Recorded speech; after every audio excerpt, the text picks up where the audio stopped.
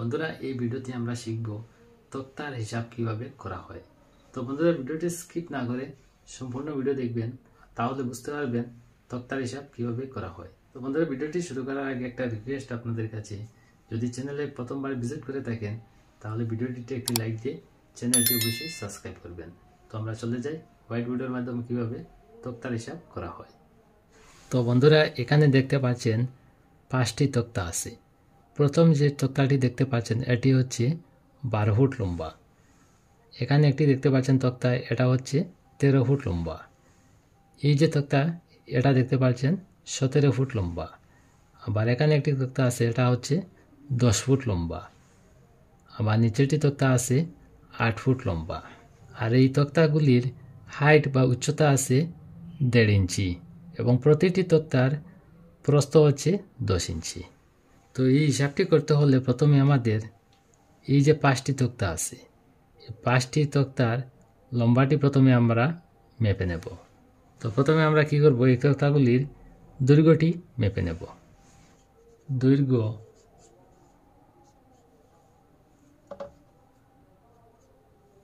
প্রথমে পেলাম আমরা 12 ফুট লম্বা।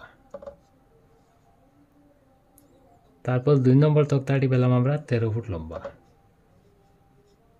3 নম্বরটি পেলাম আমরা 17 ফুট লম্বা। আর 4 নম্বরটি পেলাম আমরা 10 ফুট লম্বা। 5 নম্বরটি পেলাম আমরা 8 ফুট লম্বা। এইসব তক্তাগুলি প্রথমে আমরা যোগ করে নেব, এখানে কত ফুট লম্বা তক্তা আছে। তো এই 5টি তক্তার যদি লম্বা যদি আমরা যোগ করি, যোগ করে হবে 60 ফুট। তো এই 5টি তক্তার লম্বা পেলাম আমরা 60 ফুট। আর প্রস্থ পেলাম আমরা, প্রতিটি তক্তার প্রস্থ পেলাম 10 ইঞ্চি। আর প্রতিটি তক্তার উচ্চতা পেলাম আমরা 1.5 ইঞ্চি, 1.5 ইঞ্চি। এবার আমরা কাঠের হিসাব যখন করব, একটি সূত্র আমাদের জানতে হবে। সূত্রটি হচ্ছে দৈর্ঘ্য পূরণ প্রস্থ পূরণ উচ্চতা।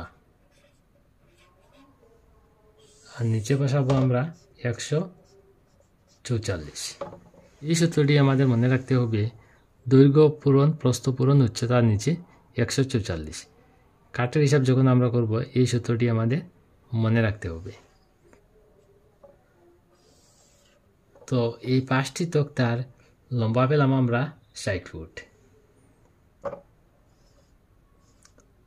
পূরণ প্রস্থ পেলাম আমরা, প্রতিটি তক্তার প্রস্থ পেলাম আমরা 10 ইঞ্চি। পূরণ প্রতিটি তক্তার উচ্চতা আছে 1.5 ইঞ্চি, 1.5 ইঞ্চি। আর নিচে বসাবো আমরা 144। তো দৈর্ঘ্য প্রস্থ এবং উচ্চতা যদি আমরা গুণ করি, গুণ করে হবে 900। আর 144 দ্বারা যদি আমরা 900কে ভাগ করি, ভাগ করে হবে 6.25 CFT। তো এই 5টি তক্তায় আমরা পেলাম 6.25 CFT কাঠ। তো বন্ধুরা তক্তার হিসাব যখন আপনারা করবেন, তো আপনার কাছে কতটি তক্তা আছে, প্রথমে আপনারা সবটি তক্তার দৈর্ঘ্যটি মেপে নেবেন। মেপে নেওয়ার পর সবটি দৈর্ঘ্য যোগ করবেন। যোগ করার পর এই সূত্রে আপনারা তক্তার হিসাব বের করবেন।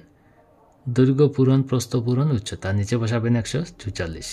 এই সূত্র যদি আপনারা মনে রাখতে পারেন, তাহলে কাঠের হিসাব আপনাদের কাছে একদম সহজ হয়ে যাবে। তো বন্ধুরা ভিডিওটি কেমন হলো কমেন্টের মাধ্যমে অবশ্যই জানাবেন। পরবর্তী ভিডিও পাওয়ার জন্য চ্যানেলটি অবশ্যই সাবস্ক্রাইব করবেন। ধন্যবাদ।